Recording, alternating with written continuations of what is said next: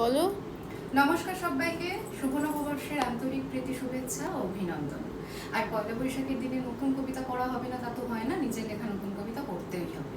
আর আমারও একদম নতুন খাতা হয়েছে, পুরনো খাতা খতম। আর তাই নতুন খাতা থেকে আজকের নতুন কবিতা পয়লা বৈশাখ। পয়লা বৈশাখ সল্লাসে দিল না, জল চৌকে আসন পেড়ি পেতে বসা যাক। পয়লা বৈশাখ অবারিত পথঘাট ধুলোবালি ছেড়ে ফেলে আলপনা দেওয়া যাক। পয়লা বৈশাখ অতি উৎসাহে কিছু নতুন বই তাক থেকে পেড়ে নিয়ে মন দিয়ে পড়া যাক। পয়লা বৈশাখ আবেগে উৎসাহে উচ্চার নতুন সাজ। পয়লা বৈশাখ দুধ দই ক্ষীর মধু মিষ্টান্ন শুভ শুভ রব ঋতু।